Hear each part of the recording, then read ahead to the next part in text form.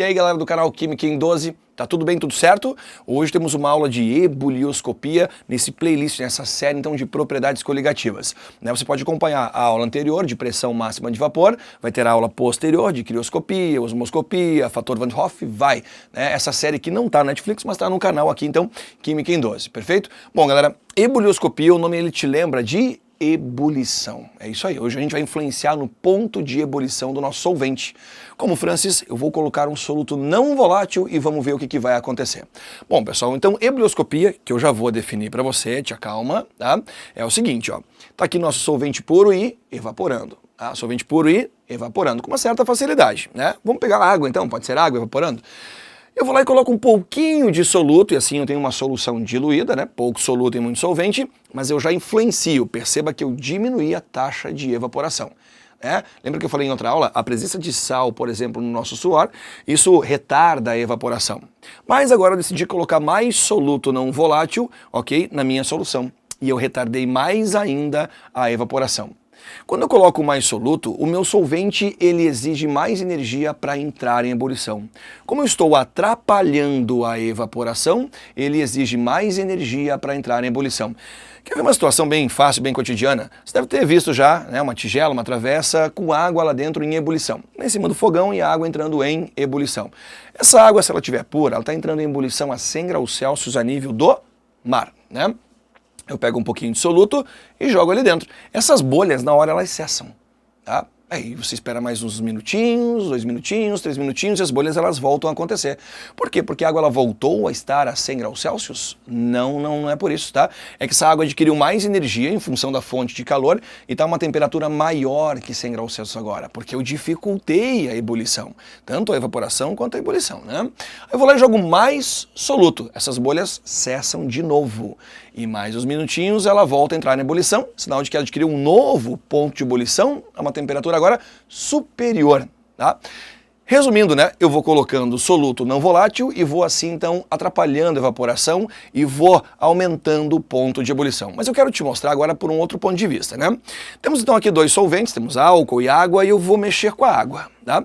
Eu falei agora há pouco para vocês que quando eu coloco soluto, eu atrapalho a evaporação, né? Eu diminuo a pressão máxima de vapor, tá vendo? Ó, eu diminuo a pressão de vapor. Isso acaba criando uma nova curvinha pra gente aqui, perfeito? Tá? Então se aqui eu tenho água purinha, aqui eu já tenho a minha solução, vamos chamar de solução A. Então perceba, eu baixei a pressão de vapor e automaticamente eu aumentei o ponto de ebulição, tá? Pronto, ó, aqui está a variação no ponto de ebulição. Esse abaixamento na pressão máxima de vapor é chamado de efeito tonoscópico, né? Já vimos na aula passada. E esse aumento no ponto de ebulição é o efeito ebulioscópico. Aí sim, estamos chegando no conceito, né?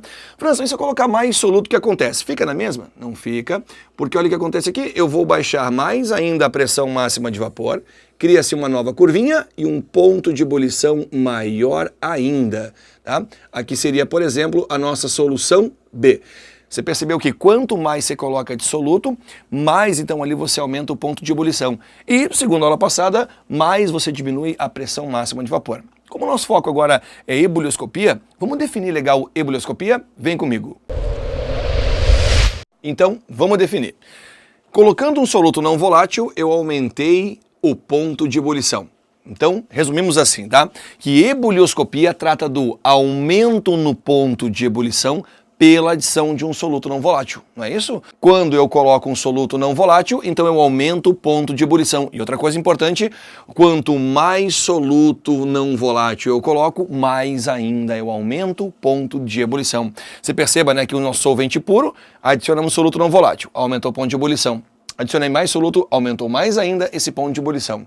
E uma interpretação disso pode ser assim, ó. Será que se eu quero preparar um alimento, pensa aí, é melhor em água pura ou em água com sal? Pensou? Olha só, em água com sal.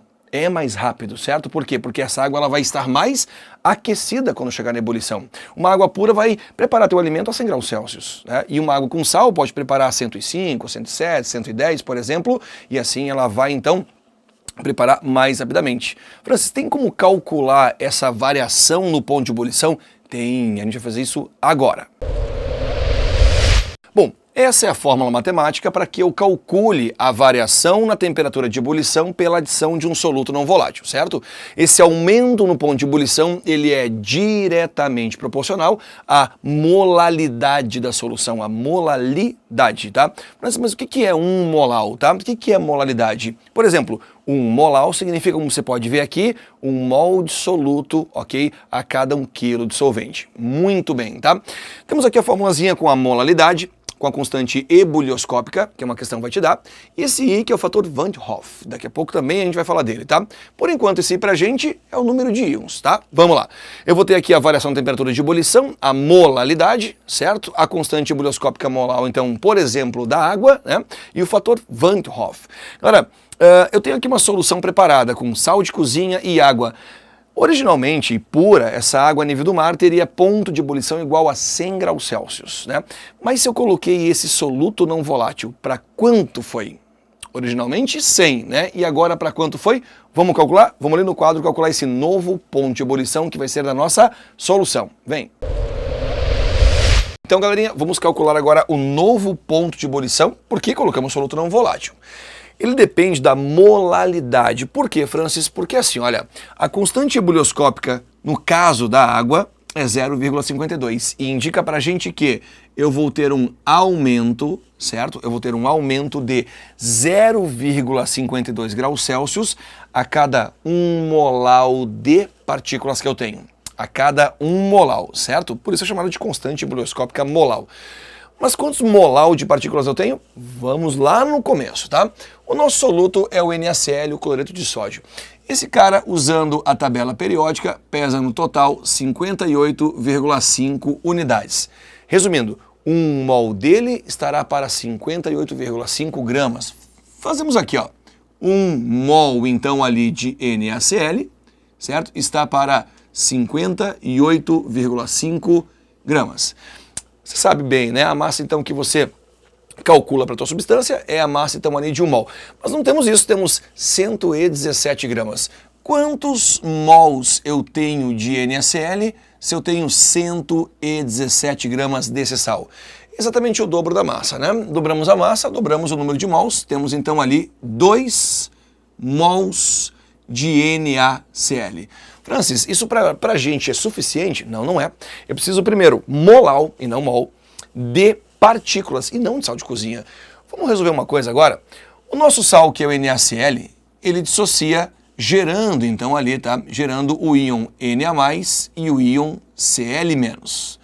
Logo, então, por exemplo, tá? 2 mols de NaCl, 2 mols de NaCl vai gerar, pessoal, 2 mols de sódio, do íon sódio, e 2 mols também ali do íon cloreto. Então vamos ter um total, juntando sódio e cloreto, de 4 mols de partículas. Concorda comigo? Temos um total aqui então de, olha só, 4 mols de partículas. Francis, mas mol não salva a nossa vida. Quem vai salvar é molar, verdade, né? E o que é molar? Molar é mol por quilo do solvente. Temos 4 mols. Esses 4 mols de partículas estão em que massa de solvente, em que massa de água? Aqui, pessoal, tá? 200 gramas de água. Então temos ali o seguinte, 4 mols de partículas dentro de 200 gramas de solvente, mas não pode ser em gramas, tem que ser em quilo. Molar é mol por quilo. Então 4 mols de partículas em 200 gramas, que pra gente, ó, 0,2 kg de solvente, no caso água, né? Tá, mas eu quero para 1, então não tem problema. Quantos mols de partículas eu vou ter a cada 1 kg de água? Tá, o cálculo tá fácil, porque 5 vezes mais solvente, eu vou ter então 5 vezes mais partículas, né? Vou ter então ali 20, perfeito? Eu vou ter então 20 molar. Pegamos aqui, ó, 20 molar de partículas. Legal, legal. Então, só recapitulando, né? Nós saímos de gramas de NaCl, certo? 117 gramas, e convertemos isso em 2 mols de cloreto de sódio, 2 mols de NaCl. Como ele dissociou, e aqui nesse caso dissociou 100%, 2 mols viraram 4 mols. Eu te expliquei por quê. Em função de liberar Na+ e Cl-. Tudo bem. Isso nos deu 4 mols de partículas. Aí no meio tem sódio e cloreto. Ótimo. Mol não me salva a vida, quem me salva é molar, né? Então 4 mols de partículas em 0,2 kg, ok? Me dá então a mesma coisa que 20 mols de partículas por quilo de solvente, o chamado 20 molar. E agora vem a cereja do bolo, agora vem o desfecho da história. A nossa constante 0,52, ela significa que eu vou ter um aumento de 0,52 graus Celsius a cada molar de partículas. Vamos colocar isso aqui então na mesa? Olha só, eu vou ter então a cada 1 molar de partículas, certo?